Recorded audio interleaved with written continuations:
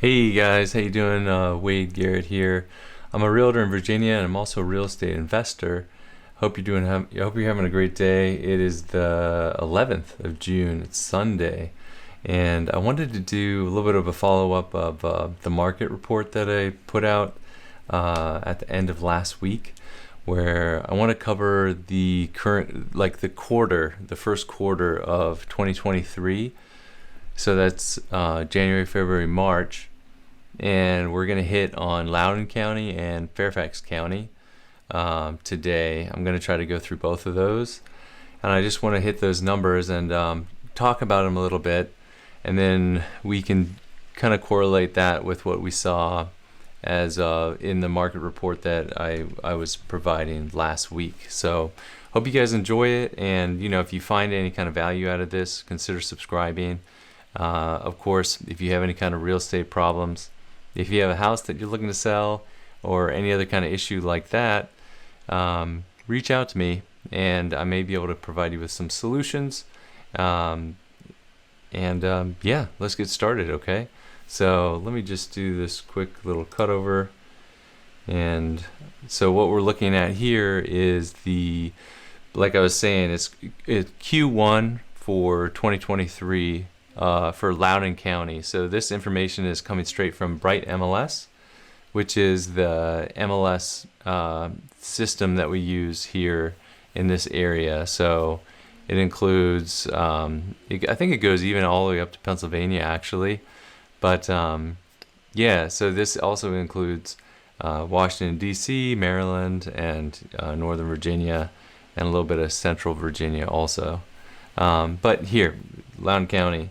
So the numbers that we're looking at here, it's really kind of continuing to tell the story, potentially more aggressively, that we just really have a huge inventory issue. So if you think of like a stable or like a balanced amount of supply, a balanced supply in the market is 5 to 7 months.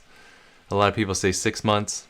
So if you look right here, our month supply is one month. So ironically, that's actually 43% better than it was last year. So it was even tighter last year, which is hard to believe. That was less than a month a year ago. So and this inventory is really playing the biggest factor into all the pricing. I feel like, despite the really high mortgages, people still have to move. And you can see some of the other information that we have here. How is it working as far as the price received compared to the listing price? Well, you see that it's 99%. So that means that basically hardly anyone is not paying, or they're paying close to the asking price. Okay, it's basically still a seller's market. So buyers can't do really heavy negotiating and try to get a huge reduction in the sales price because of this inventory, right? So you're competing over the good homes.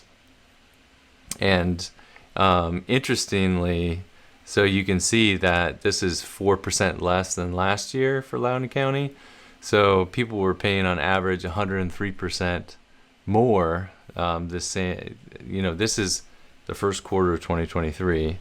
So first quarter of 2022, they're paying more than the sales price, which makes sense. If any of you guys were looking back then, you know how crazy it was, how hectic it was, how hard it was to find a home and get it under contract. So, and then also, if we're looking at the homes that are currently for sale, you can see that we're continuing to have this reduction, right? So we went from 466 homes and down to 437. So yeah, so we're continuing to see this decrease. And then in addition, the amount of closed sales, it's all reflective of this really tight inventory that we're experiencing. You can see that the median sales price is 665,000, which I think is basically the same across the Washington D.C. metro area. I think it was 665 and some change. So it's a 2.3% increase for everybody in Loudoun County. That's what you're seeing as far as your median sales price. Okay. Of course, there's going to be some variances on those outer bounds, right? And that's where if you look at the average sales price on this, it's 762,000. So it's up 2.7%. So yeah, so 665 looks like your median right there. And of course, it's going to vary in the area and everything else. And then lastly, right here we have the average marketing period for homes that are for sale is 35 days. So that's up 153%. So you can see that that there isn't as much activity right now compared to last year, and I think that is just attributing to the fact that that we do have this higher mortgage rate. So people that own a home and they have like a 3% mortgage rate, they're less incentivized unless they really have to do so to move, to sell their house, because then they have to purchase a home and they can afford less of a home because of the mortgage interest being so much higher. Okay, so let's jump over to Fairfax County real fast. And I wanted to get this stuff out because we're heading towards the very end of the second quarter, so I want to put out these reports again so we can kind of see how we are progressing, right? So if we look at Fairfax County, what we're seeing right here, and again, this is for quarter one of 2023, so the first 3 months of the year. So our median sales price was actually a little bit lower than Loudoun County at 630,000, and that's up almost 1%, 0.8% compared to, I think it was 2.3.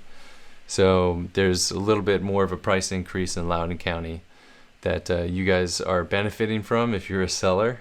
And then also our month's supply is 0.9, so this is very close to Loudoun County.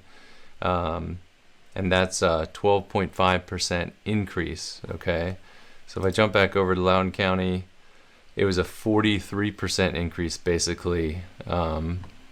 So it's not as drastic of a increase in supply. So it seems like it's been a little bit tighter. It was a little bit tighter for Loudoun County last year as compared to Fairfax County for the inventory.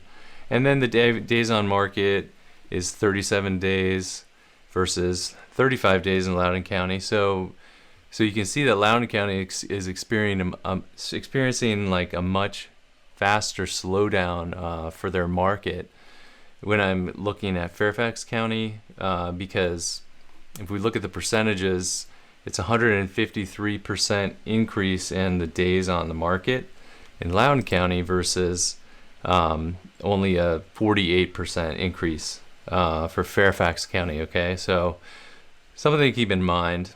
And then the homes for sale, it's 1,018 homes for sale, so that's a 16% drop compared to last year.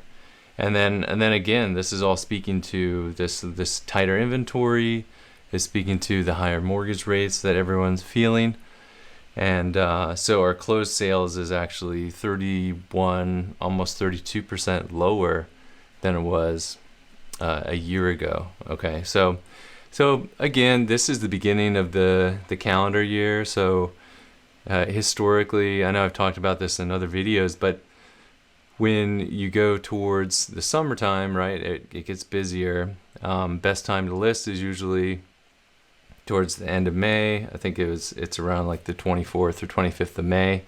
And then things start to slow down after families figure out where their kids are going to be going to school. And so about July 1st time is when the market really starts to slow down more. And so you're not going to be seeing as much inventory that's out there. So some of you might be thinking that, okay, I don't have any kids, so I'm just going to wait. I'm just going to wait until July 1st, maybe like end of July, and then I'm going to start my property search. So if you're in that position, bear in mind that it could be what we could see is that the inventory drops even more because everyone is settling down. People that are sellers that have kids, they could be settling down as well for the next school year. So you may experience that it's a little bit harder to find inventory that you're interested in at that point in the summer. Okay, so just keep that in mind. So there's always two sides to a coin, right? So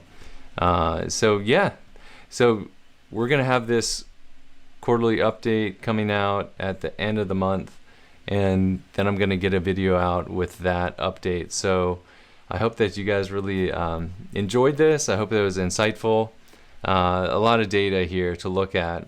If you got any questions, reach out to me. Check out my website, wadegarrett.com. I'm starting to build it out a little bit more, but you can schedule a call with me. We can do a Zoom call, or you can just call me anytime. I answer my own phone. I don't have any kind of AI, a robot or anything like that picking up. So give me a call. Let's talk. And again, if you're looking to buy or sell a home, you can reach out to me. Or if you've got a house that has a lot of problems and you really don't know what to do with it, I have solutions that may be able to fit and may be able to help you with your current situation, okay? So don't feel like you can't do anything. Don't feel like you have to give up the home to foreclosure.